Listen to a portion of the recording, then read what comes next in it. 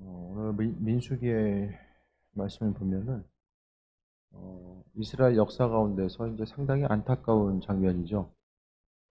원망하고 불평했다가 하나님 나라의 그 가나안 땅, 하나님이 약속하신 땅에 들어가지 못하는 이런 결과들이 나타나고 있습니다. 하나님께서는 계속해서 이스라엘 민족들의 사정과 형편을 아시고 또 어떤 추위와 배고픔, 또 더위, 뭐 여러 가지 것들로 인하여서 원망하고 불평하는 그들을 채우시고 함께 하셨는데, 나중에 보게 되면 이스라엘 민족들이 하나님 보시기에 합하지 않은 원망의 말을 이제 계속해서 하게 되고, 또 결정적인 그들의 말 한마디로 인하여서 하나님은 이제 마음에 결정을 하십니다. 성인이 되어서 이제 출애굽한 이들은 광야에서 다 죽게 될 것에 대해서 하나님께서는 마음 먹으시고 결정을 하시게 되는데, 오늘 하나님께서 모세와 아론에게 말씀하시고, 구약에서 보면 하나님은 그 말씀을 모든 사람에게 다 전해주지 않았어요. 구약에서 보면 일반 평민들이 하나님께서 이런 마음의 감동을 내게 주셨습니다. 기도하다가 또 이런 마음 받았습니다. 이게 통용이 될 수 없는 거예요. 구약에서는 하나님은 철저하게 왕이나 선지자, 제사장, 하나님께서 지명한 이들에게 그분의 말씀을 허락해 주셨고, 또 그렇기 때문에 이제 하나님의 말씀을 받은 이들은 그 어느 순간보다 그 누구보다도 더 어떤 그 말씀 가운데 바로 서야 했고, 또 윤리적, 도덕적 그 말씀의 기준 가운데 합한 사람으로서 서야 되는 이유가 이제 거기 있었던 거죠. 그래서 이 시대 가운데서 기도하고 또 예수님 이후에 지금 우리가 성령 시대를 살고 있는데, 기도함으로 하나님께서 우리에게 마음에 감동 주시는 대로 살아가는 것, 이것이 얼마나 큰 유익이고 축복인지를 모릅니다. 기도하다가 하나님께서 마음에 감동 주시는 것이 이제 예수님 이후에 이제 가능하게 된 거죠. 그러니까 그것이 얼마나 큰 은혜이고 선물인지를 모릅니다. 우리 모두에게 보편적으로 주어지는 하나님의 사랑과 은혜가 얼마나 큰 것인지, 그래서 하나님은 이 시대 가운데서 그분의 뜻을 계속해서 비춰주시기를 원하시고 또 듣기를 원하는 이들에게 함께 하시는 것. 대부분의 사람들이 어려움이 뭐냐면 구약 시대의 사고방식을 갖고 있는 거죠. 설마 나한테 하나님이 그런 마음의 감동을 허락해 주시겠는가? 그 창조주 하나님의 뜻을 우리에게 주시겠는가? 그것에 대해서 온전히 신뢰하지 못합니다. 신뢰하지 못하니까 평생에 주의 음성을 듣고 반응하기가 어려운 거죠. 여러분의 삶의 여정 가운데서도 마찬가지입니다. 무엇을 해야 될까, 하지 말아야 될까? 이것들에 대해서 이제 고민하고 있을 때에 그 고민함에 있어서 다른 것보다도 한 번 더 하나님께 물어보는 거죠. 주께 한 번 더 물어보고 또 하나님 기뻐하시는 일들이 무엇일까에 대해서 또 돌아보고 나아가는 거죠. 그래서 삶에 있어서의 이런 그 고난의 문제가 있을 때에, 때로는 어떤 선택의 문제 있을 때에 항상 하나님께 한 번 더 물어보고 또 답을 얻고자 하는 그런 부분들이 선행되어야만 합니다. 주일 뿐만 아니라 여러분의 개개인의 삶의 여정 가운데서도 다 마찬가지입니다. 주께 묻고 답을 얻는 것. 그러면은 한 번 더 묻고자 하면 하나님께서 그분의 뜻에 대해서 인도하시고 또 함께 하실 것에 대한 이 소망함을 우리에게 주시는 거예요. 10월 달에 좀 교회를 비울 일들이 좀 생겨가지고 어, 이게 좀 고민이 좀 지난 이번 한 주간 좀 많이 되더라고요. 그래서 뭐 새벽 예배도 있고 계속 저녁 기도회도 있고 그것 때문에 좀 계속 한 주간 어쨌든 오카르 목사님이 그런 얘기를 하시더라고요. 영상을 통해 보니까 지금 대형교회 목회자가 되고 나서 이 마음 편하게 살았던 적이 하루도 없는 것 같다. 그런 얘기를 하는 거예요. 어쨌든 항상 이제 교회, 또 하나님께서 맡겨주신 그 교회라는 틀, 그 가운데서 어쨌든 모든 일들을 행하다 보면 어떤 크고 작은 일들을 이제 선택해야 될 순간이 있는데, 뭐 다른 것보다도 가장 중요한 것은 하나님께 한 번 더 물어보고 주께서 마음에 좀 감동 주시는 대로 이 선택하며 나아가는 것, 그게 중요하겠다, 그런 마음을 가지고 좀 기도했는데요. 여러분도 마찬가지로 하나님께서 허락하실 일들, 또 모든 일들 가운데서 한 번 더 물어보고 나아가는 것, 오늘 본문 가운데 여호와께서 모세와 아론에게 말씀하셨고 또 지금 이 시대 가운데서는 주의 음성을 듣고자 하는 모든 이들에게 하나님께서는 말씀하신다라는 것을 발견합니다. 27절에 나를 원망하는 약한 회중에게 내가 어느 때까지 참으랴. 이스라엘 자손이 나를 향하여 원망하는 바 그 원망하는 말을 내가 들었노라. 하나님은 이스라엘 민족들의 행동뿐만 아니라 이 말 때문에 이 상당히 지금 말씀 가운데서 극히 하나님의 그 진노 스토리 해가지고 딱 찾으면은 이게 몇 손가락이 좀 들 정도로 이 본문에 나오거든요. 제가 생각하기에는 한 세 손가락 안에 드는 것 같아요. 모세오경 쪽에서 특히 보게 되면 뭐 전체적으로 보면 하나님이 이스라엘 민족들 향한 진노의 말씀을 상당히 많은 부분 이 예언서 가운데서도 우상 숭배하는 것 때문에 계속해서 하나님의 진노가 임하게 되는데 하나님은 이스라엘 민족들 향해서 참으셨어요. 계속해서 참으셨어요. 하나님은 우리를 향해서 참으십니다. 순간순간 징계하시는 것이 아니라 참고 또 참으시죠. 그러다가 이제 하나님께서 이제 참는 것이 이제 어떤 한계에 하나님께서 정해놓으신 기준에 넘어간 것 같아요. 그래서 하나님은 이 악한 회중, 이스라엘 민족들을 그분의 자녀라고 말씀하지 아니하시고 악한 회중이라고 이야기합니다. 그러면서 이스라엘 자손이 날 향하여 원망하는 바, 그 원망하는 말을 내가 들었다. 하나님은 다 듣고 계신 거예요. 우리가 누구에게 무슨 말 어떻게 하는가? 아니 생각까지도 아시는 분이 우리의 그 행동하는 거, 말하는 거 듣지 않으시겠습니까? 우리 행동을 다 보고 계시는 그분이 우리가 말하는 것에 대해서 다 듣고 계시는 거죠. 그래서 하나님이 이스라엘 민족들의 말을 듣고 나서 상당히 좀 화가 나셨어요. 진노가 임한 거죠. 그 말이 뭐냐? 우리가 아는 것처럼 언젠가 더 말씀드렸었는데 2절. 14장 2절이에요. 2절. 이스라엘 자손이 다 모세와 아론을 원망하며 온 회중이 그들에게 이르되 우리가 애굽 땅에서 죽었거나 이 광야에서 죽었으면 좋았을 것을. 이스라엘 자손이 오늘 본문 가운데서는 특별히 하나님을 향해서 원망했다라고 이야기하지 않아요. 지도자였던 모세와 아론에게 원망했다라고 나오거든요. 그런데 하나님은 교회의 일꾼들에게 하나님께서 세워주신 일꾼들에게 하는 원망과 불평에 대해서 하나님 자신에게 하는 것으로서 동일시 하셨어요. 마치 사울이 범죄했을 때에 그리스도께서 왜 나를 핍박하느냐. 사울은 예수님 만난 적이 없잖아요. 동시대에 예루살렘에 거했을 가능성은 상당히 많아요. 근데 마주한 적은 없죠. 마주친 적은 없어요. 나중에 이제 환상 가운데 마주쳤지만은 하지만은 예수님께서는 믿는 사람들을 핍박하는 것을 예수님 자신을 핍박하는 것과 동일시 하셨다라는 것에 대해서 발견하게 됩니다. 그래서 이스라엘 민족들이 정말 그 자녀들이 부모님한테 이럴 거면 왜 나를 낳으셨어요? 엄청 맞아야죠. 그런 말 하면. 이게 똑같은 거예요, 지금. 아니, 왜 우리를 여기로 인도하셨습니까? 그러니까 인도도 아니에요. 왜 우리를, 잘 살고 있는 우리를 왜 여기로 끌고 나오셨습니까? 먼저 나가달라고 이스라엘 민족들이 하나님께 얘기했지. 하나님이 먼저 니네 고생한다. 같이 나갈까? 이런 얘기한 거 아니거든요. 먼저 이스라엘 민족들이 간구했고 하나님은 하나님의 계획. 그러니까 오늘 본문에서 있어서 이 가나안 땅까지는 그냥 그렇게 먼 거리가 아니에요. 먼 거리가 아님에도 불구하고 이제 40년의 광야 생활을 하게 된 것은 말하는 거 정말 조심해야 됩니다. 조심해야 돼요. 이스라엘 민족들이 어떤 그 행동으로 인해서 징계받은 것도 있지만 많은 부분 말하는 것 때문에 그냥 우리가 애굽에서 죽었거나 이 광야에서 죽었으면 좋았을 텐데 이 한마디로 인하여서 이스라엘 민족들은 이제 탈락된 거예요. 탈락. 말로 인해서 탈락된 거예요. 그래서 항상 하나님은 우리가 무슨 말하고 있나 하고 다 지켜보시는 거예요.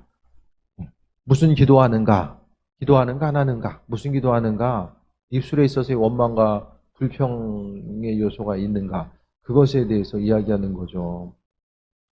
하나님 좀 원망해 본 적 있으세요? 하나님 왜 나한테만 그러십니까? 원망해 본 적 있으세요?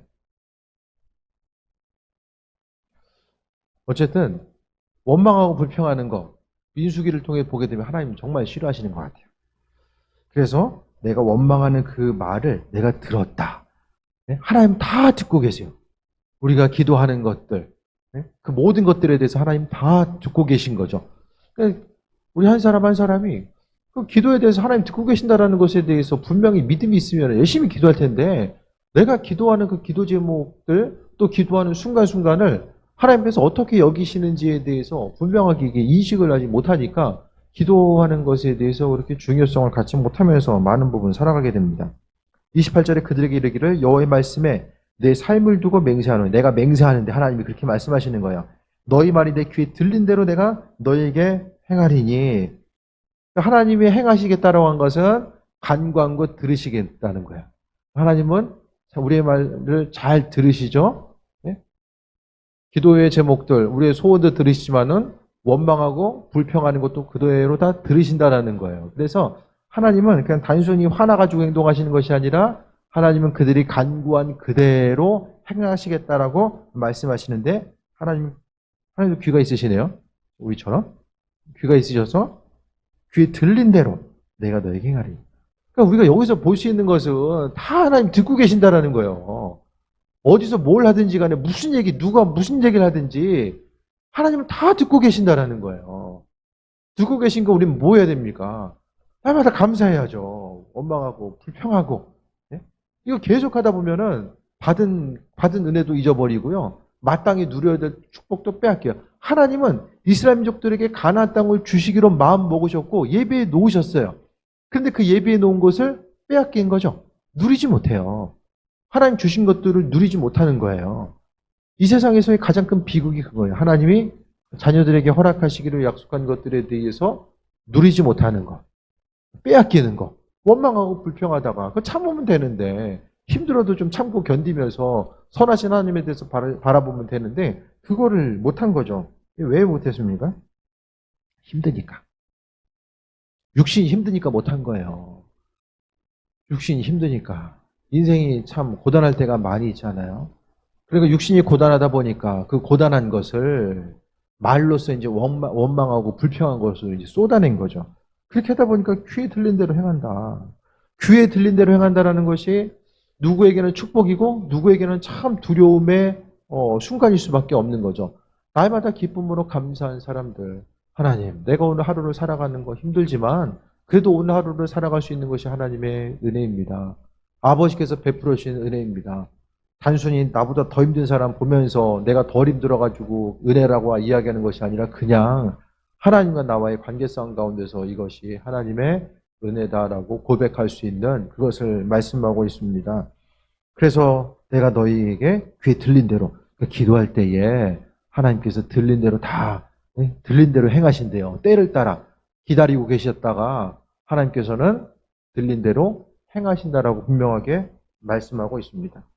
그래서 29절에 너 시체가 이 광야에서 엎드려질 것이라. 이게 저주의 말씀이에요. 너희 중에서 20세 이상으로서 계수된 자, 나를 원망한 자 전부가 원망 안 한 사람도 분명히 있었을 텐데. 그런데 이스라엘 민족들은 한 교회 교인이에요. 쉽게 이야기하면. 네?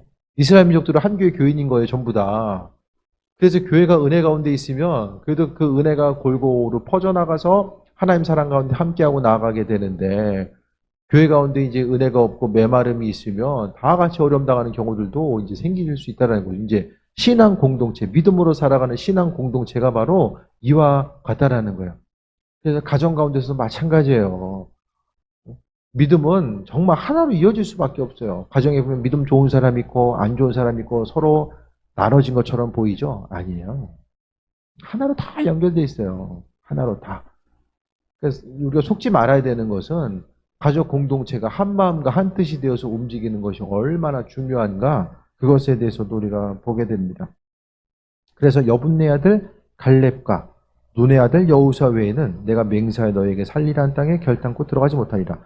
여호수아와 갈렙은 뭐 했어요? 입술의 고백이 우리는 할 수 있습니다. 입술의 고백을 하나님이 들으신 거죠. 여호수아와 갈렙이 뭘 다르게 행동한 것이 아니라 말을 다르게 했어요. 말을 다르게 한 거예요. 하나님 행하신다라는 것을 기준으로 해서 입술의 고백이 그 안에 채워져 있었던 거죠. 그래서 그동안 좀 이번 한 주간 뭐 멀리 가지 말고 이번 한 주간 좀 어떤 말을 좀 하면서 한 주간을 보내셨습니까? 하나님이 다음 한 주간에 이번 주에 우리가 말한 대로 다음 주에 이루신다라고 생각했을 때에 좀 기대감이 생기십니까? 아니면 조금 불안한 면이 좀 마음속에 있습니까? 주님의 그 친밀하심, 또 우리를 향하신 계획하심, 또 하나님의 자녀로서 우리가 어떤 말을 하면서 살아가고 있는가? 예? 무엇을 바라보면서 살아가고 있는가?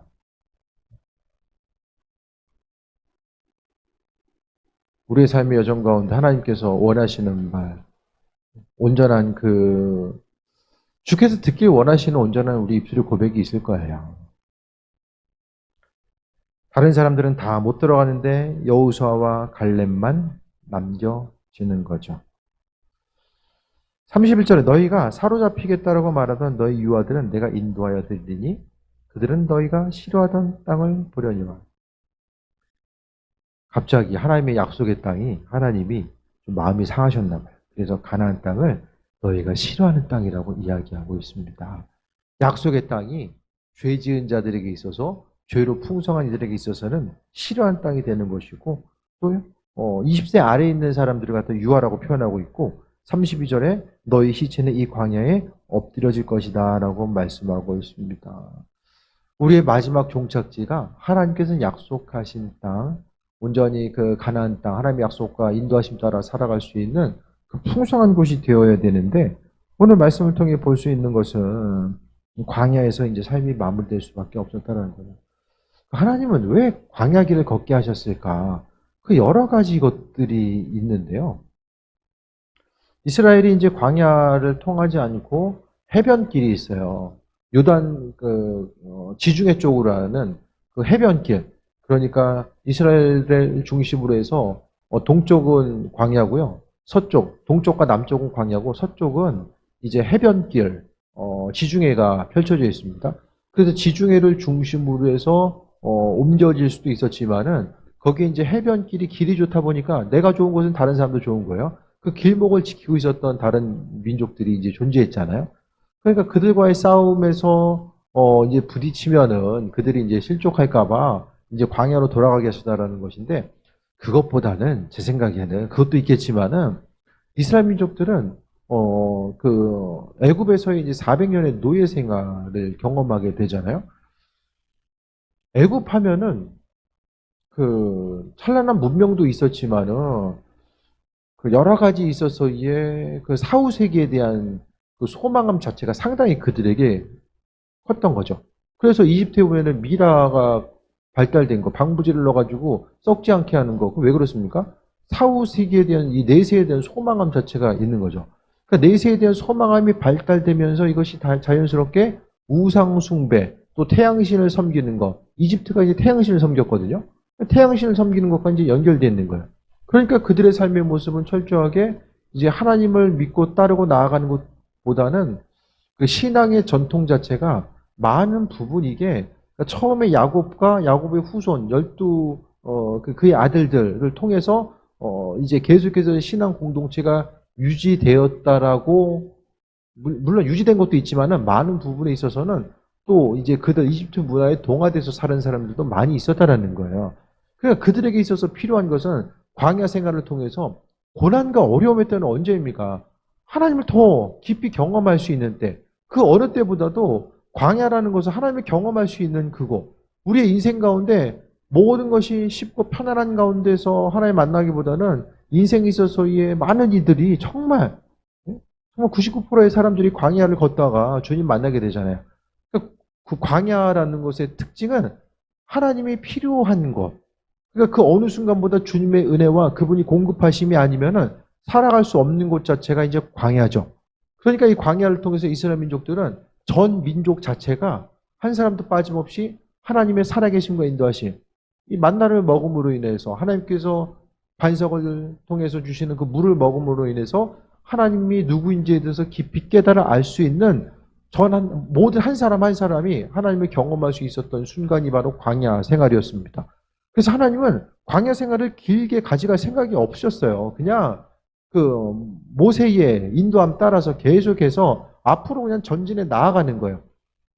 그들은 광야 가운데서의 고난과 어려움, 아말렉과의 전쟁, 그 전쟁의 위험, 또 추위와 배고픔, 여러 가지 것들에 대해서 하나님이 행하시고 인도하신 것들을 다 바라봤죠. 근데 신앙 경험이 신앙 경험으로 끝나버리면 이게 문제가 생겨요. 신앙의 경험은 믿음으로써 우리 믿음의 여정 가운데 그 영양분으로서 이제 이것이 이어질 수 있어야만 합니다. 그러니까 믿음의 경험이 따로이고 또 이제 후세에 있어서의 그 다음에 신앙 여정이 따로 그것이 되면 안 됩니다. 또 가정에 있어서의 그 신앙의 유산 자체도 분명하게 흘러가야 돼요. 이상하게 부모 때의 신앙생활 열심히 하고 잘했는데 자녀들 가운데서 온전히 그 신앙 유산이 물려지지 않은 예들이 정말 많아요. 정말. 우리가 상식적으로 생각하면은 부모 때의 축복이 자녀들에게 그냥 자연스럽게 흘러갈 것 같죠? 아니에요. 아닙니다. 어떻게 생각하면은 그 유산이 흘러가기 위해서 부모 때에서는 정말로 그 자녀들을 위한 그 피나는 기도와 수고와 헌신이 필요하지 않나라는 거. 나는 그냥 내 대해서 그냥 신앙생활 어떻게 해요. 근데 자녀들에게 있어서 내가 열심히 하니까 자녀들 알아서 하나님 축복하시겠지? 내 생각이에요. 이 세상의 환난과 풍파, 이 사단은 계속해서 집중하잖아요. 예? 그런 집들을 아마 더 집중할 거예요. 그러니까 우리가 우리 후손들, 후대의 자녀들에게 예? 온전한 믿음의 유산이 물려줄 수 있도록 그것을 좀 마음의 중심으로 두어야만 합니다. 광야 가운데서 하나님을 경험하고 그 광야 가운데서 하나님은 더 깊은 온전한 만남, 이스라엘 민족들과의 더 깊은 만남을 원하셨어요. 그 이스라엘 민족들은 그 어느 순간보다 그 가나안 땅에 입성하고 나서는 온 백성 전부가 하나님을 경험하는 그 일들은 점점 더 이제 줄어들게 되고 하늘에서 내렸던 만나도 첫 번째, 가나안 땅에서 첫 번째 소득을 얻은 후에는 없어지잖아요. 더 이상 만나는 내리지 않아요. 그 모든 것들에 대해서 우리가 생각했을 때에 광야는 하나님께서 걷게 하신 이유와 목적이 있는데 우리가 그 목적에 대해서 분명히 깨달아 알게 되면은 광야 생활 좀 빨리 끝내야죠. 저는 전에도 말씀드렸지만은 하나님께서 너 광야 10년, 20년 딱 정해놓고 그건 아니라고 봐요. 오늘 본문 가운데서 이스라엘 민족들이 범죄해서 원망하고 불평하다 이렇게 됐지만은 그것보다는 우리가 믿음으로 서게 되면 하나님도 우리를 사용하셔야 되는데 시간이 없잖아요. 우리도 시간이 없고 하나님도 우리가 그래도 한 살이라도 젊을 때 우리가 더 쓰임 받아야 되잖아요. 하지만은 쓰임 받아야 될 이들, 약속의 땅에 들어가서 하나님의 축복을 누려야 되는 그들이 어떻게 됩니까? 원망하고 불평하다가 하지 말아야 될 말들, 믿음 없는 말, 원망하고 불평하는 말, 창조주 하나님을 인정하지 않는 말, 모든 것 말하다가 어떻게 됩니까? 다 죽어요, 다 죽습니다. 광야 가운데 다 엎드려져요. 보지도 못하고 다 죽어요. 33절에 너희의 자녀들은 너희 반역한 죄를 지고 너희의 시체가 광야에서 소멸되기까지 40년을 광야에서 방황하는 자가 되리라. 오늘 말씀 가운데서 이스라엘 민족들이 하나님 보시기에 합하지 않은 이런 상황들, 또 오늘 본문에서 나오는 것은 이스라엘 민족들이 광야에서 우상숭배하고, 우상숭배 있잖아요. 금송아지 만들고 우상숭배했던 것 뿐만 아니라 원망하고 불평한 것을 하나님은 반역했다라고 이야기해요. 그러니까 반역이라는 것은 하나님을 하나님으로서 인정하지 않는 것 자체가 반역인 거죠. 하루하루의 삶을 통해서 우리가 참 삶을 통해서 좀 아무것도 안 할 때가 좀 언제 있으세요? 우리가 좀 그런 시간도 중요한 것 같아요. 아무것도 안 할 때. 아무것도 안 할 때. 언제 있습니까? 아무것도 안 할 때. 항상. 핸드폰 없을 때는 그냥 없으니까 그냥 아무것도 안 할 때들이 있었는데 요즘엔 다들 그냥 핸드폰 때문에 사람이 뭐 그냥 생각 없이 있을 때나 무슨 사색을 하거나 뭐 사람을 바라보거나 어떤 하나님 말씀하신 만들어 오신 자연을 바라보거나 그럴 때가 별로 없는 것 같아요. 항상 뭘 하고 있잖아요.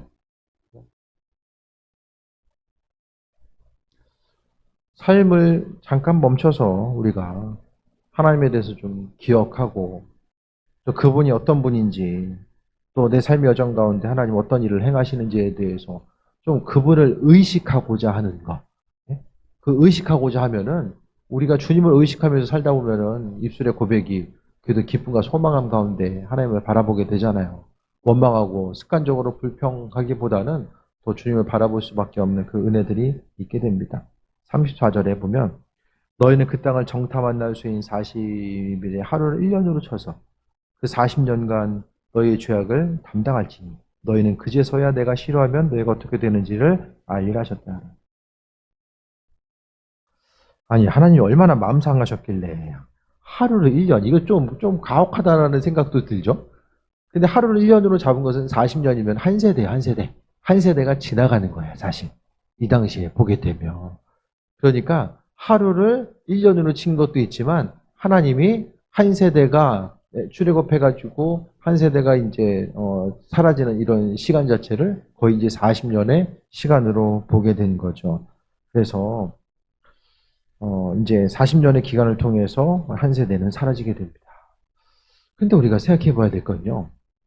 그 후손들도 그 광야 가운데서 하나님의 은혜를 경험했는데 가나안 땅에 들어가서는 또 우상 숭배하잖아요.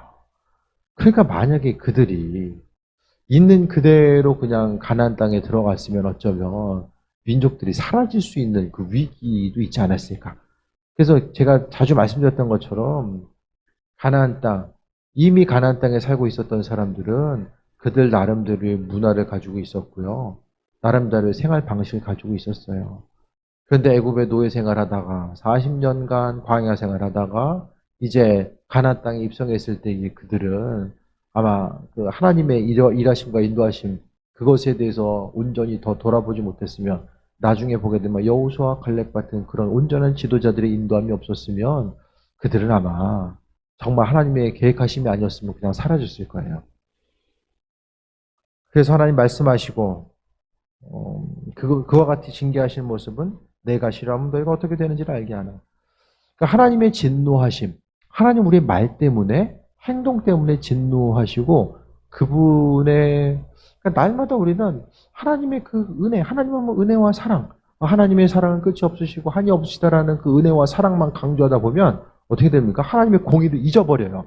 하나님이 진노하신 분이라는 사실에 대해서 잊어버리고요. 하나님은 원망, 불평, 죄 짓는 거 싫어하신다라는 것에 대해서 잊어버려요.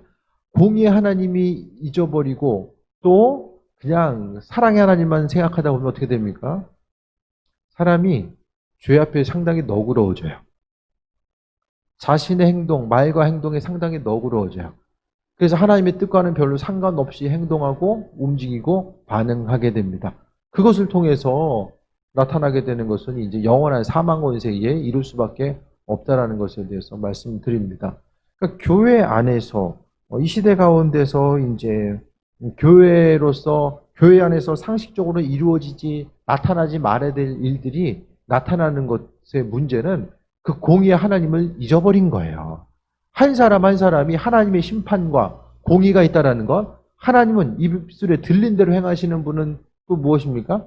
이 말한다라는 것은 구약에서 성경에서 말은 행동이나 똑같은 거예요. 말과 행동이 구분되지 않아요. 말하면 이게 행동한 거예요. 말은 행동한 거예요. 그래서 이스라엘 민족들이 원망하고 불평한 것에 대해서 하나님은 그것을 받아들이셨고 또 그 가운데서 하나님의 공의를 나타내신 것으로 우리가 봐야 됩니다. 이 땅에 많은 신앙인들이 하나님 살아계시다라고 말은 하지만 삶의 행동 자체와 언어 생활이 하나님 살아계신 것과는 전혀 상관없는 것, 또 그분이 살아계시다라는 것을 의식하지 못하고 말하고 행동할 때가 너무나도 많이 존재하게 됩니다. 오늘 본문 이 광야에서의 원망하고 불평했던 이 사건들은 우리 심령 가운데 가슴 속에 새겨놔야 돼요. 새겨놔야 돼요. 저도 어릴 때부터 이 말씀이 이 광야 생활에 대한 말씀이 있었기 때문에 하나님 원망했던 적은 저는 없어요. 제 기억. 제가 좀 기억력은 좀 안 좋은데 어쨌든 제 기억으로는 하나님 원망했던 적 없어요. 그냥 하나님 좀 이렇게 해주시면 좋을 텐데 왜 그러시지? 뭐 이 정도까지는 간 적 있지만 뭐 하나님에 대해서 뭐 원망하고 불평한 적은 없어요. 그 마음속에 오늘 본문에 이스라엘 민족들 가운데 행하셨던 그 하나님의 그 여러 가지 모습들 중에서 그 모습이 또 가슴속에 또 새겨져 있었기 때문이 아닐까 사람이 살면서 고난이 없는 사람이 어디 있어요? 예? 원망 불평함이 없는 사람이 어디 있어요? 박사학위 받고 나서 뭔가 좀 하나님이 교회 가운데서 더 길 열어주시겠지. 근데 코로나 왔잖아요. 졸업식도 못하고. 사람의 이제 기대와 소망함 자체. 아, 하나님이 이때쯤은 더 이렇게 일하시고, 이렇게 사용하시고, 이렇게 하실 텐데. 하나님께서, 아, 목회를 그래도 이 정도 이렇게 했으니까, 하나님이 교회 가운데서 또 이렇게 일하시고, 날 이렇게 사용하시겠지. 다 기대함과 소망함들이 있잖아요. 근데 다, 좀 주님을 향해서 지금까지 기도 제목 여러분 다 응답된 거 아니잖아요. 하지만 중요한 것은 그럴 때마다 제가 잊지 않고 말씀드린 것은 뭐예요? 하나님은 선하시다. 광야 생활 하게 하시든 무엇을 어떻게 하시든 간에 하나님은 선하시다.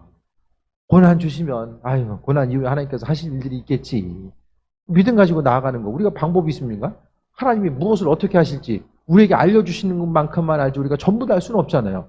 그러니까 그분께서는 그분의 나름대로 방법대로 하시겠지. 하나님은 선하시다라는 그 굳건한 믿음 가지고만 있으면 이게 버틸 수 있어요. 근데 그 믿음 없으면 계속해서 그냥 악으로 버텨야 되는 시간, 원망하면서 그냥 어쩔 수 없이 그냥 있어야 되는 시간으로 이 전락해버리는 거죠. 삶의 순간순간의 모든 것들을 생각할 때마다 하나님 앞에 성실하면, 네? 주님 앞에 성실하면 내 기도의 제목에 대해서 하나님께서 뭐 바로바로 응답하시는구나. 그것에 대해 확신되는 사람도 있을 것이고 아, 참 기도 제목이 더디다라고 생각되는 일도 있을 거예요. 하지만 어떠하든지 간에 하나님은 내 삶의 여정 가운데 항상 선하시다라는 그 기대함과 소망함 가지고 자기 자리를 지키고 나아가다 보면 하나님께서 은혜와 충만함을 더하신다는 것을 또 발견하게 됩니다. 35절에 나 여호와가 말하였거니와 모여 나를 거역하는 약한 온 회중에게 내가 반드시 이같이 행하리니 그들이 광야에서 소멸돼 거기서 죽으리다. 지금 계속해서 이 하나님 백성을 향해서 회중이라고 해요. 회중. 모여는 회중이라고 이야기하잖아요. 하나님 마음이 떠났어요. 마음이 떠났어요. 이게 촛대가 옮겨진 거예요. 쉽게 얘기하면. 마음이 떠났어요.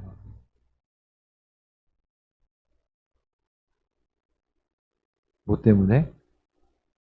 궁극적으로는 은혜를 경험한 이들이 원망 불평하니까 이와 같은 현상이 나타난 거예요. 은혜가 무엇인지 알고 하나님의 사랑이 무엇인지를 알고 그 예비하심과 구원이 무엇인지를 알고 있고 받았음에도 불구하고 그거와는 상관없이 원망불평하다가 약속의 땅으로부터 멀어지게 되고 하나님의 백성으로의 그 자리에서부터도 박탈된 거예요.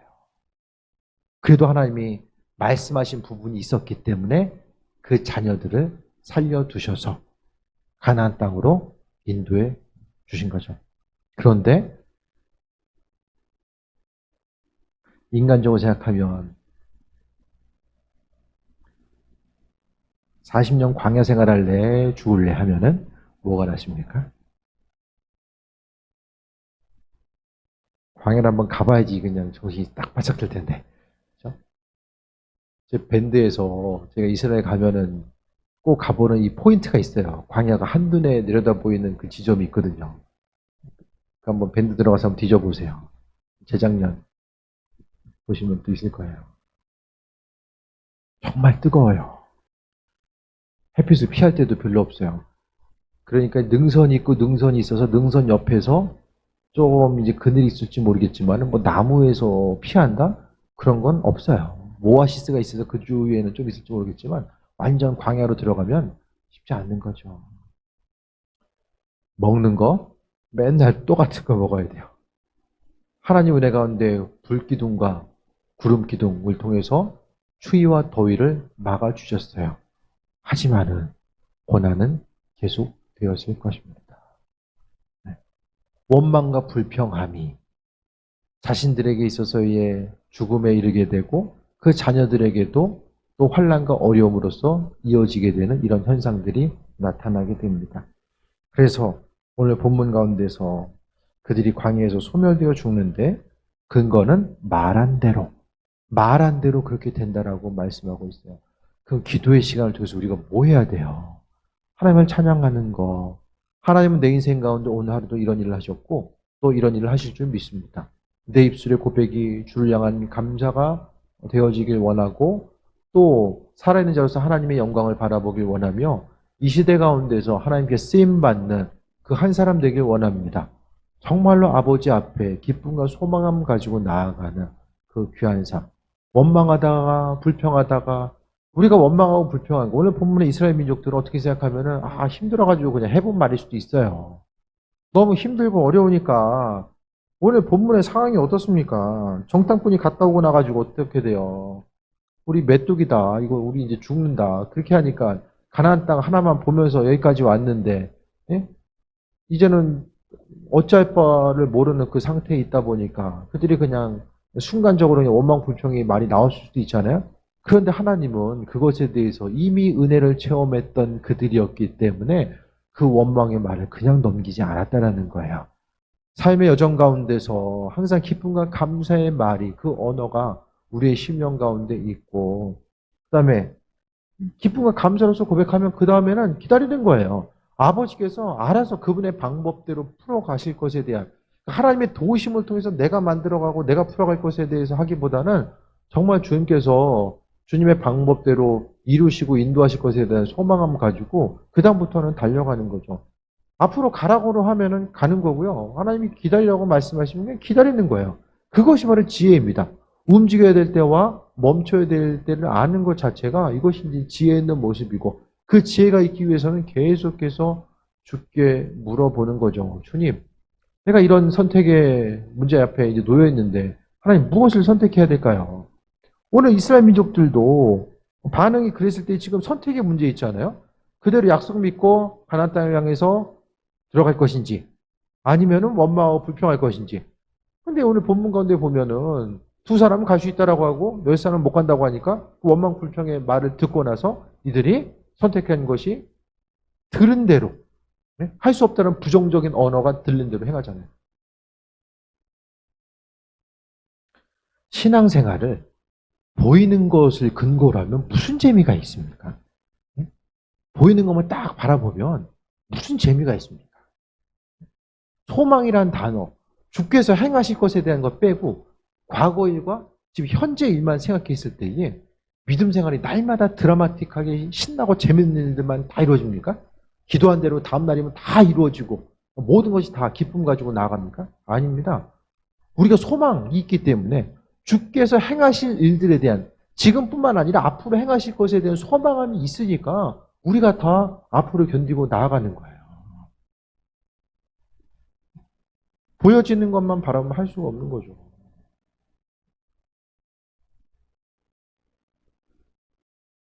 모든 일들 가운데서 입술에 고백들을 하나님 사용하신다는 거. 이 시대 가운데서도 교회들이 다 계속해서 힘들다는 얘기만 계속해서 들려지는 이때에 그래도 하나님은 그 중에서도 소망함 가지고 나아가는 거. 네? 우리가 그래도 지금 이 시대 가운데 그 다른 교회들 같으면 이제 뭐 교회 건축허 얘기하고 뭐 건축헌금 하고 있다 하면은 이 시대 가운데서 그래도 무슨 건축을 하냐 그러겠지만은 그래도 우리 교회에 속한 이들의 그 대부분의 사고방식은 예? 다 그래도 하나님께서 성전 주시고 이전에 건축할 수 있는 하는 은혜를 주신다라는 거. 그것에 대해서 우리가 머릿속에 염두하면서 교회 전체적인 방향성 자체가 좀 움직이고 있잖아요. 예? 그 소망을 가질 수 있는 것도 하나님께서 마음 주셨기 때문에 가능한 거예요. 예? 눈에 보여지는 것만 보고 나아가는 것이 아니라 우리가 건축을 하든 뭐 신앙생활을 어떻게 하든 무엇을 하든지 간에 다 마찬가지죠. 예? 삶의 순간순간마다 예배도 마찬가지입니다. 참 코로나로 인해서 모이기 힘드니까 가끔씩은 좀 이렇게 예배 설교 준비하는 것도 좀 쉽지 않을 때가 있어요. 너무 모이기가 힘든 시대니까. 그래도 하나님께서 하실 것에 대한 소망과 기대함. 가끔씩은 이제 설교할 때도 이거 본문 말씀 이 설교를 어떻게 전하지? 때로는 이 40분 어떻게 서 있지? 요거 좀 이렇게 제가 좀 이렇게 신경 쓸 때도 있거든요. 가끔씩. 근데 그럴 때마다 하나님께서 하나님의 방법대로 말씀 주시고 또 말씀을 또 연결하게 하셔서 하나님 행하실 것들 보게 되면은 그래서 이제 어느 순간부터는 말씀을 보더라도 이 말씀을 통해서 하나님께서 하시고자 하는 일들, 우리 교회를 향한 메시지, 그냥 일반적인 사실의 전달이 아니라 우리 교회를 향한 메시지가 뭘까에 대해서 잘 모를 때가 있어요. 근데 또 말씀 전하면서 주실 때를 보면은 그래도 소망감이 생기는 거죠. 내 생각은 잘, 또 내 마음속에 준비된 것이 많지 않지만, 그래도 오늘 하나님께서 하나님의 방법대로 주실 것이 있을 것이다라는, 저 나름대로도 하나님께서 행하실 것에 대한 소망감 가지고 나아가는 거죠. 그래서 오늘 본문 가운데서 이스라엘 민족들은 소망이 상실된 거예요. 부정적인 얘기 듣고 소망이 상실돼가지고 원망불평하다가 하나님도 그 얘기 듣고 나서 이제 은혜 받은 자들이 원망을 불평하니까 진노가 폭발하신 거죠. 쉽게 이야기하면. 그래서 오늘 본문 가운데 하나님은 광야 생활에 대해서 명령하시고 남겨진 사람이 다 죽기까지 이와 같은 현상들이 나타나게 됩니다. 그래서 오늘의 본문 말씀을 통해서 보게 되면 하나님은 귀에 들린 대로 행하신다. 귀에 들린 대로. 그래서 마음속에 있는 것이 무엇인지에 대해서 내 안에 주님에 대한 소망함이 있으면 그 소망함 입술로 표출되어야 돼요. 감사와 기쁨으로 표출되어야 됩니다. 그래서 들린 대로 행하신다는 하나님 다 아시겠지? 아세요. 하지만 우리 입술의 고백이 하나님을 향한 소망을 기대하며 채워지길 원하신다는 것에 대해서도 기억해야만 합니다. 하나님은 할 수 있는 것과 없는 일이 있는 것이 아니에요. 하나님께서 원하시는 것과 원치 않는 것, 이 두 가지만 있는 거죠. 소망 가지고 나아가는 것. 이 시대 가운데서도 하나님은 교회 가운데서도 제가 교회 공동체 가운데 일어나는 일들을 이러쿵저러쿵 다 말씀드리지는 않아요. 하지만은 그냥 다들 코로나로 인해서 정신없어 보여도 하나님은 그 가운데서 하나님은 치유하시고 회복하시고 하나님의 계획하심을 비치시고 인도하시고 우리 교회 가운데서도 하나님을 아래서 계속해서 그 일들을 행하고 계시다라는 거예요. 그것을 볼 수 있는 믿음의 눈이 열어져야 되고요. 그것을 경험하기 위해서 믿음으로 선포해야 돼요. 믿음으로 선포하고 움직이고 반응하는 일들이 계속해서 나타나야만 합니다. 삶의 여정 가운데서 하나님의 도우심과 인도하심이 무엇인지에 대해서도 분명하게 생각하고 정말 아버지께서 주인 되심에 대해서 우리가 얼마나 지금 소망함 가지고 나아가고 있는가, 이것 한 가지 한 가지를 다시 한번 경험하며 우리 입술의 고백이 주님 보시기에 합한 것 되어서 이 마지막 때에 정말로 쓰임받는 삶, 입술의 고백 자체가 얼마나 이게 중요한가, 그것에 대해서도 다시 한번 좀 돌아볼 수 있었으면 합니다. 모든 것이 또 하나님의 은혜이고 그분의 일하심에 대한 또 증거입니다. 삶의 순간순간 모든 것을 다 하나님께서 이루시고 함께 하신다는 것. 그렇기 때문에 하나님께서 들으실 수 있도록 입술로서 계속해서 선포하는 거예요. 계속 선포하는 거예요. 그거 선포하다 보면 하나님이 어떤 일을 우리의 삶의 여정 가운데 행하시는지에 대해서 우리가 이제 바라볼 수 있는 거죠. 이번 주에도 이제 김경희 원사님 못 오셔가지고 허리 아파서 못 오셨잖아요. 그래서 갔더니 허리를 못 펴고 있는 거예요. 그래서 지난주부터 2주일 동안 이게 이제 어깨부터 해가지고 못 펴고 계시더라고요. 갔는데. 그래서. 근데 그날 기도하고 나서 거의 한 주 만에 이제 어깨가 펴진 거예요. 허리가 또 펴진 거죠. 그래서 간신히 문 열어주러 나왔던 분이 계속 걷게 되고 잘 걸으시더라고요. 그래서 아까도 그동안 또 기도하셨는지 전화해봤더니 몸이 좋아지셔가지고 많이 나아졌다고 얘기하시더라고요. 그게 뭐냐면은 전부 다 우리가 선포한 것들을 하나님이 들으신다라는 거. 단임 목회자가 선포하든 여러분 선포하든 중요한 것은 믿음으로 선포한 것 자체를 이 시대 가운데서도 하나님은 들으신다라는 거. 그것에 대한 소망함 자체가 우리에게 얼마나 있는가. 그러니까 한 가지 한 가지 다 생각했을 때에 그러니까 치유하시는 것은 하나님의 하나의 단편적인 예죠. 치유하신 하나님은 우리의 삶의 여정 가운데 지금 무슨 일을 어떻게 하시겠습니까? 믿음의 선포 가운데 사는 계속해서 일하신다라는 거야. 조금 빨리 뭐 치유될 수도 있고 또 늦게 될 수도 있고 하나님 더 기다리라고 하실 수도 있지만 그래도 우리가 해야 될 것은 하나님께서 하실 줄 믿고 믿음으로 선포하는 것이 우리의 몫이 되어야 된다는 것에 대해서 말씀드립니다. 삶의 순간순간마다 입술의 고백, 귀에 들린 대로 행하신다라고 하는 아버지의 음성을 우리 심령 가운데 채우고 날마다의 삶의 여정 가운데서 입술로 선포하고 이 선포함을 통해서 움직이고 나아가는 것. 누군가가 뭐 일이 힘들다고 이제 좀 기도해달라고 또 연락 올 때가 있잖아요. 그럼 선포하는 거예요. 그리스도 예수의 이름으로 이제 선포하는 거죠. 예? 다른 사람은 못 들어도 하나님 들으시니까 선포하는 거예요. 그게 신앙생활이 참 재밌게 하는 거예요. 그거 없으면 믿음 생활하는 것이 무슨 재미가 있습니까? 하나님을 경험하지 못하면 참 천국만 바라보면서 사는 것도 물론 의미가 있겠지만은 이 시대 가운데서 하나님 하신 일들을 경험하면서 살아가는 거, 우리의 믿음 위에서 하나님은 지금도 성령을 통해서 일하시고 인도하신다는 것을 다시 한번 기억하시고 하나님께서 행하실 것에 대한 소망함 가지고 또 나아가며 또 기도할 때마다 아버지께서 일하실 것에 대한 기대함, 입술의 고백이 날마다 감사로서 영광 돌리면 아버지께서 행하신 일들을 더욱더 경험하게 될 줄 믿습니다. 소망 가운데 이 땅에서도 주의 은혜를 누리고 또 하나님 바라보면서 승리하실 것에 대한 소망함 가지고 달려가는 그리고 기쁘고 충만함이 날마다 더해지는 존귀한 삶이 되시길 주의 이름으로 축원드립니다. 기도하겠습니다. 아버지의 사랑과 은혜에 감사드립니다. 날마다의 삶의 여정 가운데 주님 바라보게 하시고 주님께서 하실 것에 대한 기대함과 소망함만 가지고 나아가기 원합니다. 아버지 하나님 이루시고 인도하여 주옵소서. 믿음의 선포가 능력될 줄 믿습니다. 삶의 순간순간 모든 것이 다 하나님께 영광 돌리는 것으로 체험받게 하시고 오직 그리스도 예수 주님만 바라보게 하여 주옵소서. 입술의 고백이 주님을 높이고자 했을 때 아버지께서 들으시고 응답할 줄 믿사오니 주님 우리를 사용하여 주옵소서. 예수님의 이름으로 기도드립니다. 아멘.